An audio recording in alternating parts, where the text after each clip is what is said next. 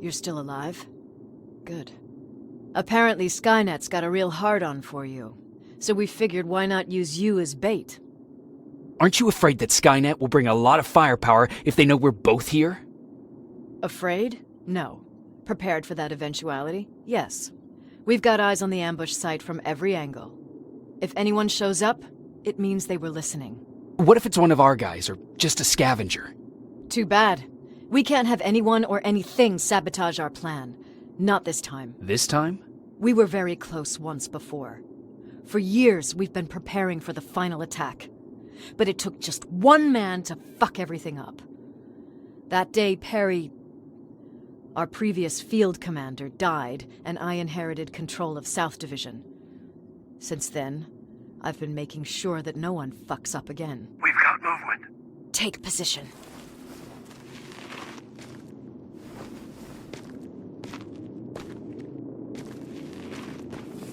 What do you have? A hooded man's walking down the street. Might be a scavenger. Rivers, you saw him. Is it the same model? Is it the Infiltrator? I can't tell. We're waiting for your signal. I think that might be it. You think? Good enough for me. Cease fire! Cease fire! Target down! I repeat, target down! Go check him! Eyes on the target. Proceed with caution. Is he dead?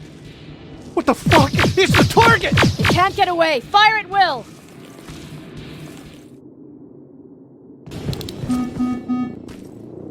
He's in the open! It's in the open! It's a fucking machine!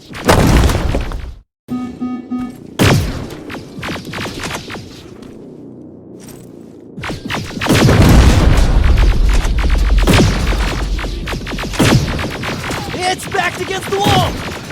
We've got it now!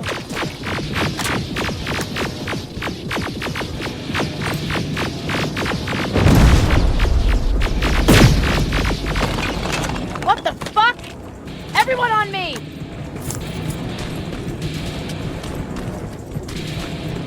It's carrying a second-generation plasma rifle. I want it! It won't fucking die!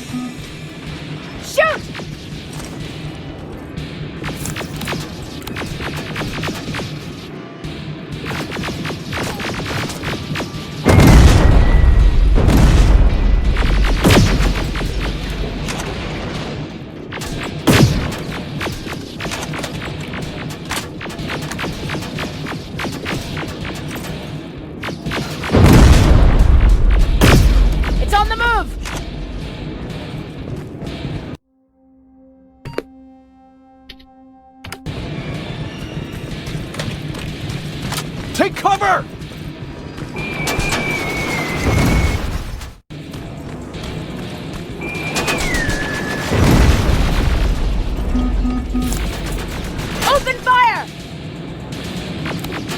One ugly son of a bitch!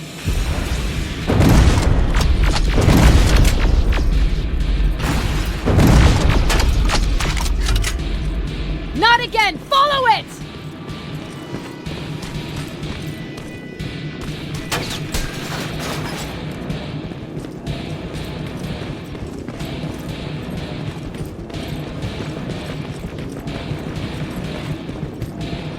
It's inside! Rivers! Rivers, we're trying to get through. You can't let it get away, you hear?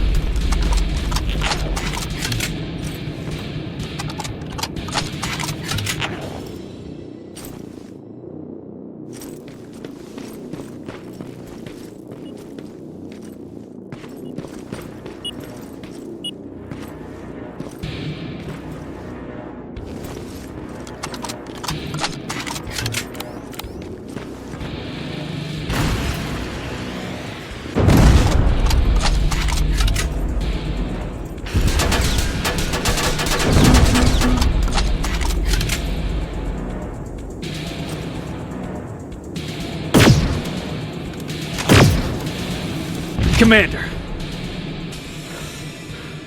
We got it. We finally got it. Good job, Rivers. Stay there. We're on our way.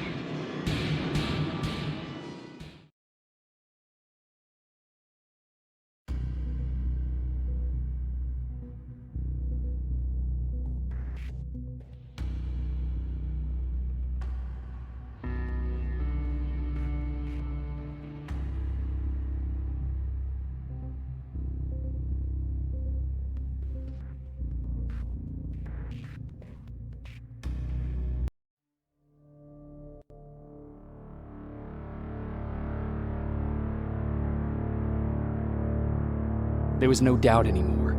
Skynet had created a cybernetic organism. It was designed to blur the line between a man and a machine. People started to think that there were Terminators amongst us, wolves in sheep's clothes. Some of us left, even though we hadn't seen any other infiltrators yet. Or at least, we didn't think we had. And that fear of not knowing was what turned the tide of this war. That night, Skynet won. I still have to run some tests, so for now I would say no. We need some more time, Connor. I know you don't want to hear this, Commander, but if there's one person who can help us, it's Dr. Mack. Mac, we don't even know if he's alive. He is. He's in the Hollywood Hills. We knew a time would come when we'd need him again, so we've kept an eye on him. Wait. You've been watching him without telling me? Let your emotions cloud your judgment before, Commander. That's why I decided that Mac's whereabouts were no longer This is your bullshit. concern. He can't just magically fix all of our problems. He's a man, not a god. A man that makes That's mistakes. enough, Commander. You know what happened last time. He's the reason Perry's I dead. said that's enough.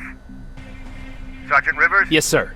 TechCom believes that being marked for termination is a badge of honor. A sign that we're doing something right. We wear it proudly. And knowing you're wearing such a badge, Rivers, is all I need to trust you with handling this mission. Commander Barron will fill you in on the details. Good luck, soldier. Over and out. Looks like you're going to Hollywood Hills.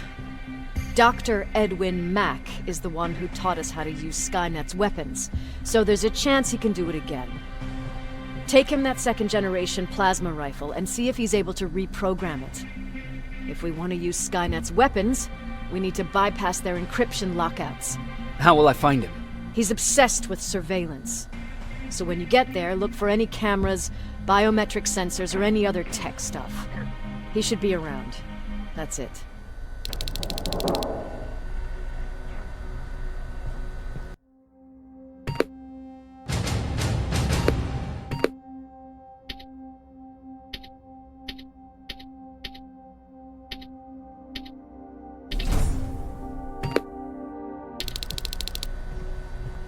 Sure, let's trust someone who gets called Dr. Death. That won't bite us in the ass. In the meantime, I'll see what I can learn from the new CPU we acquired from that Infiltrator. This could be the breakthrough that we've all been waiting for. I need to concentrate, so please don't disturb me. What do you need? Was Mac the one whose drone you smashed? Yes.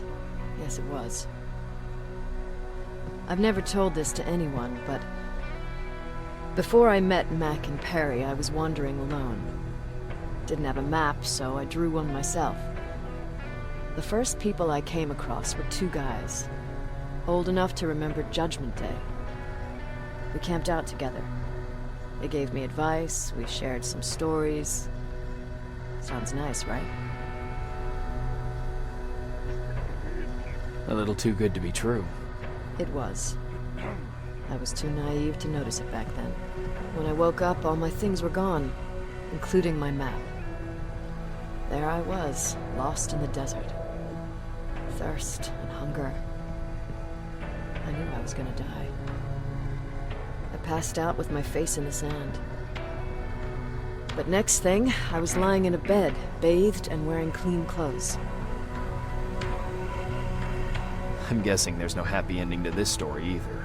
You're starting to learn. Through the window, I saw thousands of Terminators. First, I thought it was a work camp. But it was something else. A Skynet research facility. They kept me alive, but I didn't know why. I thought I was the only human there. But after a while, someone came into my cell. A man. Well-dressed, clean-shaven. You want to take a guess who that was? Your cellmate? No. He was there out of his own free will. He was a traitor to his race. Bastard was selling every piece of knowledge the machines didn't have. In return, they gave him everything he wanted. When he was done stuffing his face with food, he had another request. He wanted a whore. It lasted months, until I got to wrap a towel around his neck and make his eyes pop. You don't want to see people for what they really are. I've seen their true face. That traitor, those two guys in the desert, Mac, they all showed it to me. It's not pretty. The truth is, the only reason I fight for the Resistance is because I despise people just a little less than the machines. Anything I should know about Dr. Mack before I leave? Only that he can't be trusted and he's highly manipulative. So you need to stay cautious.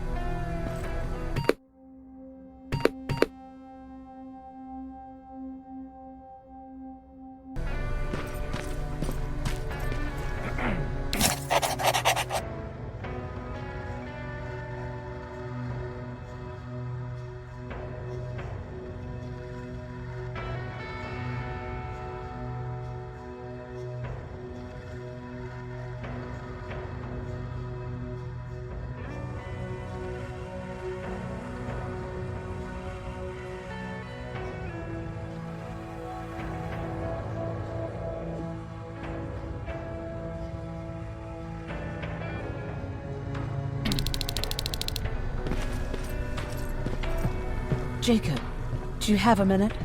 Of course. I've heard that you're going to Hollywood Hills. Well, with Baron yelling like that, the whole shelter heard. He wanted me to tell you if I needed anything, so here it is. When you get to Hollywood Hills, could you stop by my old house? It's near the Griffith Park tennis courts. I wonder if Peter went there and left something for me. I know he'd be stupid to go there, since now it's behind the Annihilation Line, but then again, he was always full of stupid ideas. I'll see what I can do. Thank you. Look at him. He never talks to anyone. He just sits there. I bet he's one of those machines.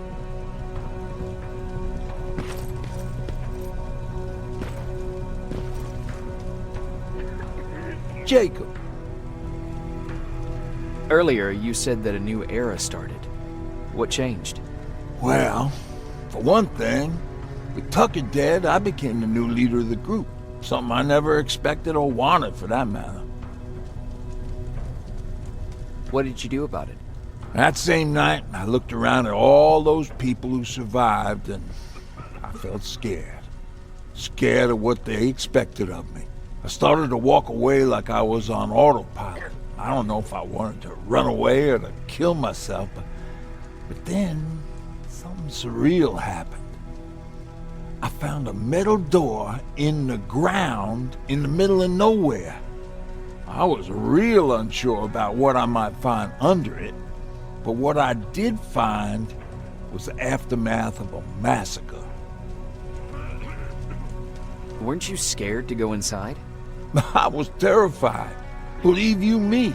But then again, a lot of things didn't make sense to me at that moment. It looked like they decided to commit suicide. I couldn't understand it. To me, they had everything. Food, water. They even had a case of beer. So, I got shit-faced and started crying over my brother's death. But I realized something. I realized that I could maybe survive there. Did you come back to tell everyone? I did. After I buried the bodies outside, I returned to the camp with the good news. After that, we were all right. That night, I learned two things. Firstly, that it's okay to be scared. Secondly, that there are two sides to everybody. Ironically, me being a scaredy cat turned me into a good leader. And that's how I found that place, and that's what motivated me to help others. But Tucker, he was a leader from the start. But he had an ugly side too. He killed those who opposed him. He was a real scumbag, but he was my brother. He made me want to be a good person for the both of us. A hangover wasn't a high price to pay for that lesson. What's the situation like in the shelter? Not that great. People are getting nervous. A lot have already left, and even more plan to leave. Even Mark and Laura saw him packing earlier. And what about you? Just the thought of running again's making me sick. Must be getting old. Plus, we got everything we could need right here. Where else would I go? Besides, I have faith that Baron would never let anything happen to this place. She's way too uptight about security.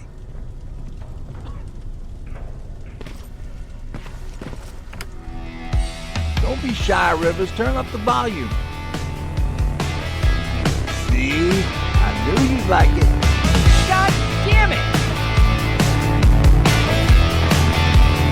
I thought I told you, I can't work with so much noise. I need absolute silence, so please stop that.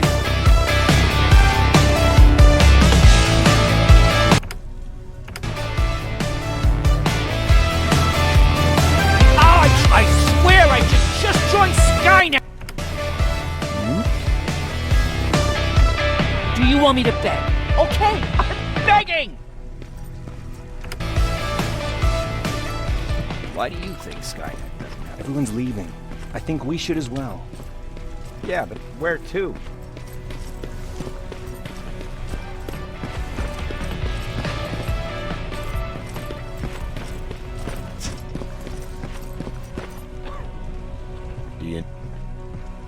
Can I...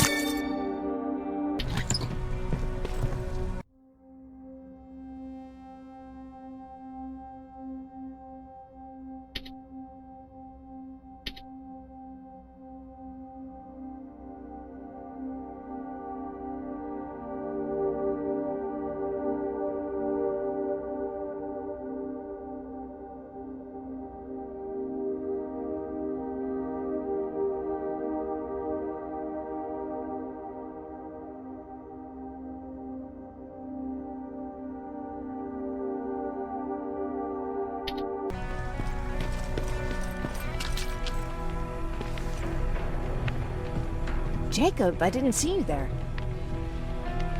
Is everything okay? You seem far away. Nothing can get past you, can it?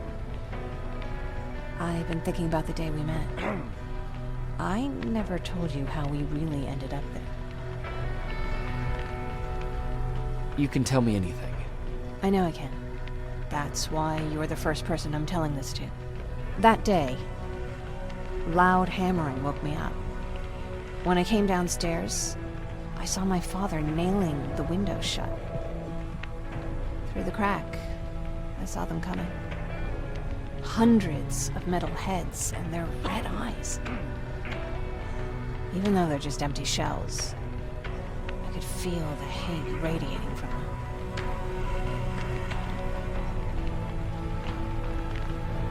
What did you do?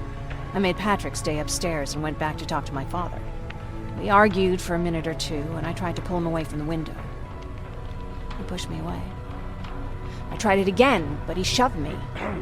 This time I fell. I didn't recognize him as he was reaching for a shotgun.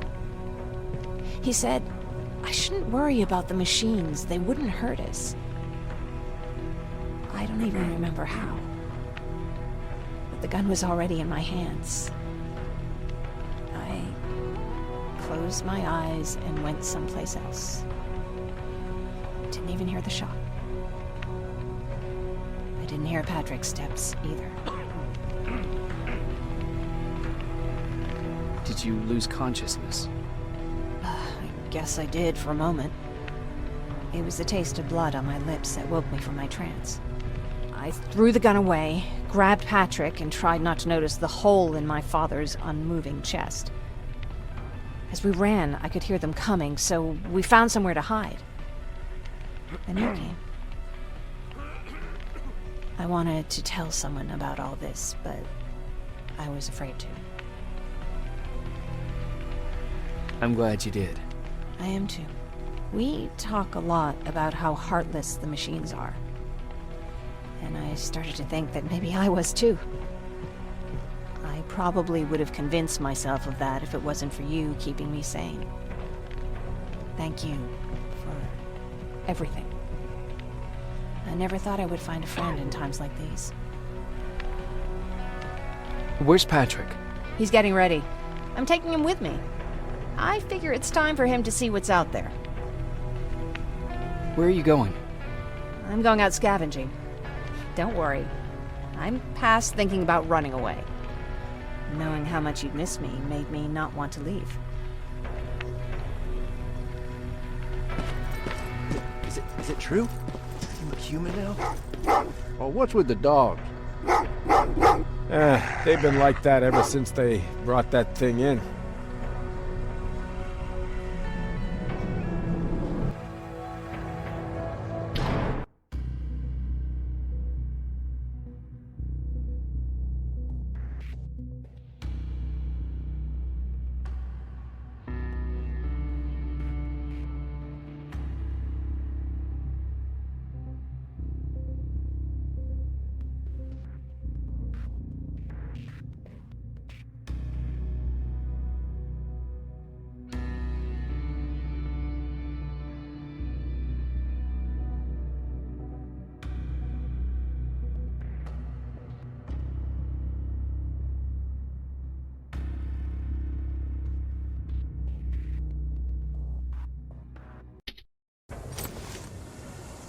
Jacob, are you receiving me?